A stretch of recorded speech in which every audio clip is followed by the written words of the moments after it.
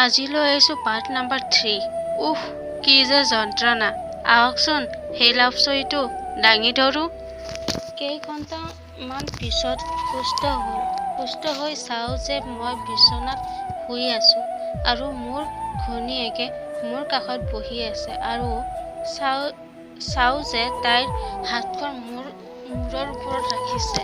তেতিয়া তাইক সুধিলোঁ, মই ইয়াত কেনেকৈ আহিলোঁ, মোৰ কি হৈছিল। তেতিয়া তাই ক'লে, আপুনি বাটতে অজ্ঞান হৈ পৰি গৈছিল। পিছত ভণ্টিহঁতে তাৰ পৰা তোমাক ঘৰলৈ লৈ আহিছে। মই ক'লোঁ, হয় নেকি? তাই ক'লে, হয়। এই লৰচৰ নকৰিব, চেলাইন খুলি যাব। মোৰ তেতিয়া মনত পৰি আছে মানে কিয় পৰি গৈছিলোঁ।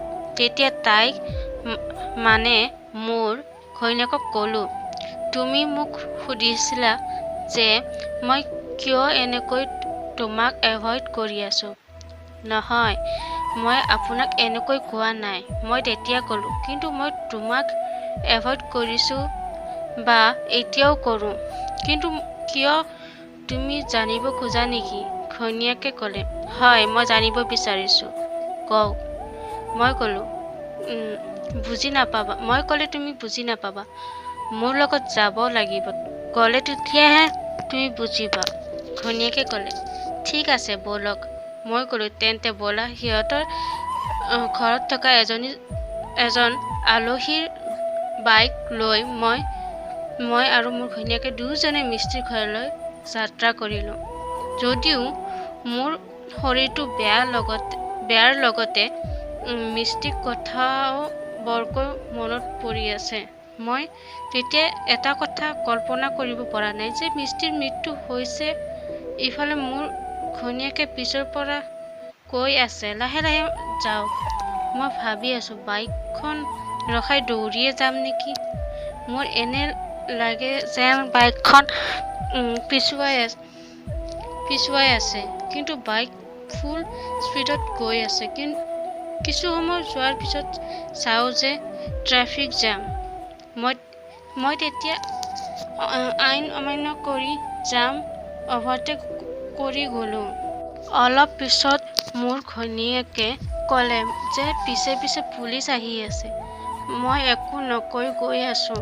অলপ পিছতে মিস্ত্ৰীহঁতৰ ঘৰ পালোঁ। বাইকৰ পৰা নামি দৌৰি মিস্ত্ৰীহঁতৰ ঘৰৰ ভিতৰত সোমালোঁ। মিস্ত্ৰীৰ দেউতাকে সুধিলে, কোন তোমালোক, কি কোৱা, কিয় আহিছা? মই মানে মিস্ত্ৰীৰ বন্ধু। মিস্ত্ৰীৰ দেউতাকে ক'লে, হয় নেকি? মিস্ত্ৰী ঘৰত নাই। মই ক'লোঁ, কি ক'ত আছে? কি কৈ আছে আপুনি? সঁচা কথা কওক, মই মিস্ত্ৰীৰ খবৰ ল'বলৈ আহিছোঁ। প্লিজ কওক না। মিস্ত্ৰীৰ দেউতাক অলপ সময় থমকি ৰ'ল। কিছু পিছত মই লক্ষ্য কৰি দেখোঁ যে তেখেতৰ চকুত চকু পানী। মই ক'লোঁ, প্লিজ কওক না আংকল। তেখেতে একো নকৈ ৰুমৰ ভিতৰত সোমাল আৰু ভিতৰৰ পৰা চিঠি থকা খাম কেইখন দিলে আৰু ক'লে, যোৱা এতিয়া। ইয়াত 1 মিনিটো দেৰি নকৰিবা। অনুগ্ৰহ কৰি ইয়াৰ পৰা গুচি যোৱা, নহ'লে মই কিন্তু অপমান কৰি উলিয়াই দিম। তেখেতৰ সন্মুখৰ পৰা লগে লগে বাহিৰলৈ আহিলোঁ আৰু লগে লগে 1 নম্বৰ চিঠিখন খুলিলোঁ। তাত এনেধৰণে লিখা আছে, প্ৰতি মোৰ কলিজাৰ টুকুৰা, মই আজি তোমাৰ পৰা ক্ষমা বিচাৰিছোঁ। প্লিজ জান, মোক তুমি ভুল নুবুজিবা। আচলতে মই তোমাৰ লগত এনেকুৱা কৰিব খোজা নাছিলোঁ, কিন্তু সৃষ্টিকৰ্তাই হয়তো আমাক এক হ'বৰ বাবে এই পৃথিৱীত পঠোৱা নাই। যদি এক হ'ব দিলেহেঁতেন তেন্তে আজি মই তোমাক এৰিব লগা নহ'লহেঁতেন। তুমি জানিব বিচৰা নেকি মই তোমাক কিয় এৰিলোঁ? মই তোমাৰ পৰা বহু দিনৰ পৰা ফালৰি কাটিছোঁ, কিন্তু তুমি নাজানা। কিয়নো মই তোমাক বুজিব দিয়া নাছিলোঁ। তোমাৰ বিয়াখন আচলতে মোৰ কাৰণে হৈছে। তোমাৰ ঘৰৰ পৰা এদিন মোক চাবলৈ আহিছিল আৰু সকলোৱে মোক পচন্দ কৰিছিল আৰু আমাৰ ঘৰৰ পৰাও কোনো বাধা নাছিল। মোক তোমাৰ লগত দিব বুলি ঘৰতে বহু আলোচনা হৈছিল। তেতিয়া মোৰ ইমান আনন্দ লাগিছিল, সেইটো তোমাক ভাষাৰে বুজাব নোৱাৰি। মই ইমান সুখ ক'তো অনুভৱ কৰা নাই। মই ঘৰত মা-দেউতাক কৈছোঁ যে তোমালোকক এই কথা কম, মোৰ কথাটো ৰাখিবানে? তেতিয়া মা-দেউতাই ক'লে, এটা কিয় 10 বাৰ কোৱা, ৰাখিম। কিয় নাৰাখিম কোৱাচোন?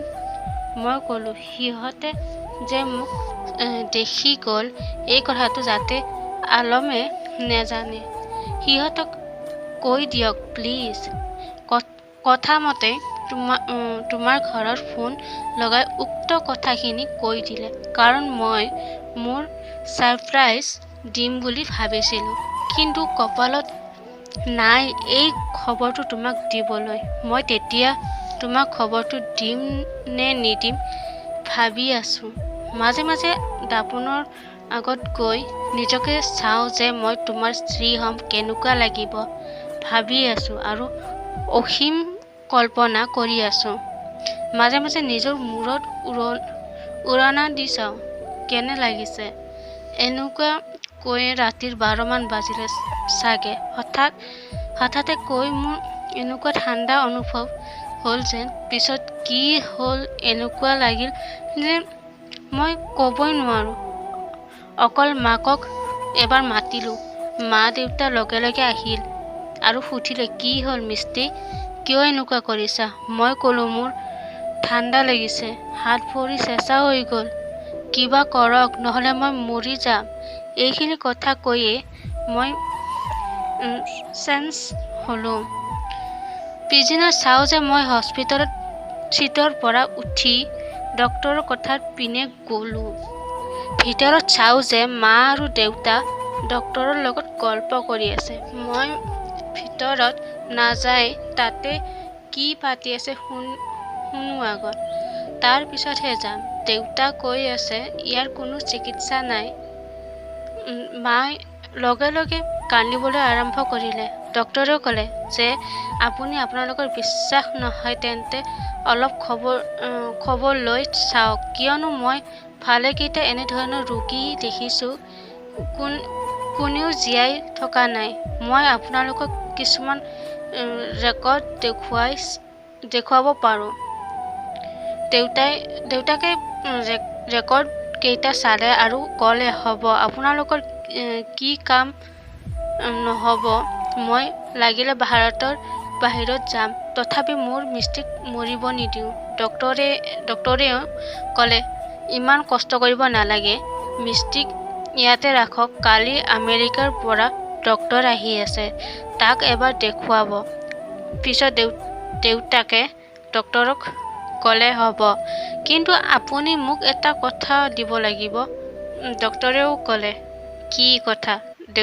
দেউতাকে ক'লে, মিষ্টি যাতে নাজানে যে তাৰ এনেকুৱা বেমাৰ হৈছে। তাই শুনিলে কিন্তু বহুত আঘাত পাব। অনুগ্ৰহ কৰি তাইক কথাবোৰ নক'ব। তেতিয়া সিহঁতে তাৰ পৰা উঠিল। মই লগে লগে তাৰ পৰা গুচি আহিলোঁ। মোৰ তেতিয়া এনেকুৱা লাগিল যেন আকাশখন খহি মূৰৰ ওপৰত পৰিল। কি কৰোঁ কি নকৰোঁ একো ভাবি উলিয়াব পৰা নাই। মোৰ সপোনবোৰ যেন ভাঙি ছিঙি চুৰমাৰ হৈ গ'ল। মোৰ সন্মুখত থকা পোহৰবিলাক এন্ধাৰ হ'বলৈ ধৰিলে। তোমাক লৈ দেখা সপোনবোৰ বৰকৈ মই কান্দিবলৈ বাধ্য কৰালে। পাৰ্ট নম্বৰ 4 শুনিবলৈ মোৰ এই ইউটিউব চেনেলটো ছাবস্ক্ৰাইব কৰিব লাগিব, বেল আইকন দবাই দিব লাগিব, লাইক কৰিব লাগিব। আৰু এই লাভ ষ্টৰীবোৰ যদি ভাল লাগে তেনেহ'লে কমেণ্ট কৰিবলৈ কেতিয়াও নাপাহৰিব। আৰু লগতে আপুনি বন্ধু-বান্ধৱীৰ সৈতেও শ্বেয়াৰ কৰিবলৈ কেতিয়াও নাপাহৰিব। Thank U.